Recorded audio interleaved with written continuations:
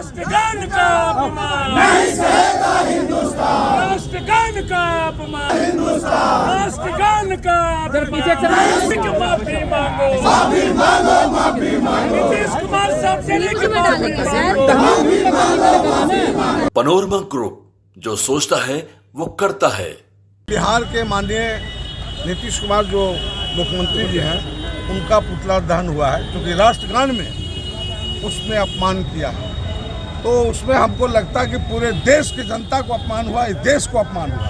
और जहाँ देश का अपमान होगा तो इस देश के रहने वाले लोग बर्दाश्त नहीं करेंगे, चाहे किसी समुदाय के लोग। तो उसी के लिए पार्टी निर्णय लिया और निर्णय के साथ ये तय हो गया कि आज उनका पुतला दहन होगा। इसलिए पुतला दहन हुआ। अभय बाबू के धन्यवाद और बधाई देते हैं, और विनय बाबू को भी कि हम लोग थे मीटिंग अपना कीमती मीटिंग छोड़कर ये पुतला दहन करने चला है। क्योंकि और एक बात है, अब दुनिया जान गया है कि नीतीश कुमार का भेजा काम नहीं कर रहा है। तो जब भेजा काम नहीं कर रहे थे, इनको इस्तीफा दे देना चाहिए सार्वजनिक तौर से। इसलिए सार्वजनिक तौर से हम इस्तीफा मांगते हैं नीतीश कुमार से। बार बार हरकतें भी हो रही है, और जिस तरह से ये तो राष्ट्रगान का अपमान हुआ, इसके पहले भी आपने देखा होगा कहीं को बार कहीं जाते हैं श्राद्ध क्रम में, तो जिनके के यहाँ पुण्यतिथि में जाते हैं उन्हीं के बेटे पर फूल छिड़कने लगते हैं। किन्हीं बच्चे बच्चियों को अगर झोला अगर गिफ्ट करना हो तो बच्चियों को झोला पहनाना शुरू कर देते हैं। महात्मा गांधी जी के पुण्यतिथि पर आपने देखा कि किस तरह का व्यवहार। हमारी पार्टी और माननीय नेता तेजस्वी जी हमेशा बार बार इस बार का उल्लेख करते हुए आए हैं कि भारतीय जनता पार्टी नीतीश कुमार को मुखौटा बना करके बिहार को लूटने का और भ्रष्टाचार में पूरी तरह धकेलने का काम।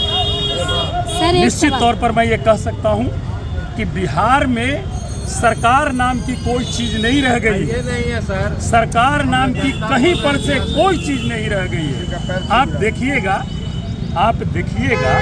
तो अभी जो घटनाएं घट रही है, कहीं लूट, बलात्कार, हत्या, यही नहीं सभी जगह, यहाँ तक कि जेडीयू के पूर्व विधायक के परिवार की हत्या होती है।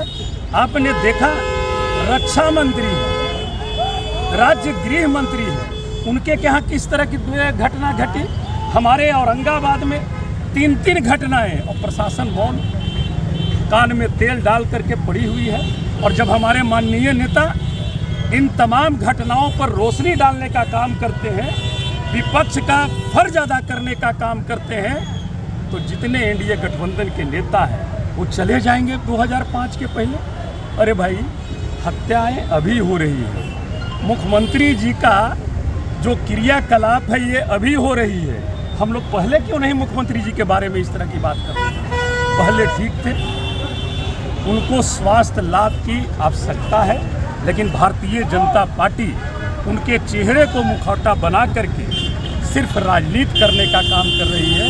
लेकिन मैं ये जरूर कहूँगा, मैंने कल भी कहा, संसद में भी कहा, कि अगर थोड़ी सी भी माननीय मुख्यमंत्री जी में नैतिकता बची हुई है तो उन्हें त्याग पत्र दे देना चाहिए। अब 2014 में चुनाव हारते हैं और कहते हैं नैतिकता के आधार पर हमने मुख्यमंत्री का त्याग पत्र दे दिया। अब तो आपने राष्ट्रगान का अपमान किया, और राष्ट्रगान का अपमान करते हैं, उसके बाद लगते हैं उनके प्रवक्ता लोग कि ये भी किए। अरे भाई, ये भी किए, वो भी किए, ये क्या मतलब है?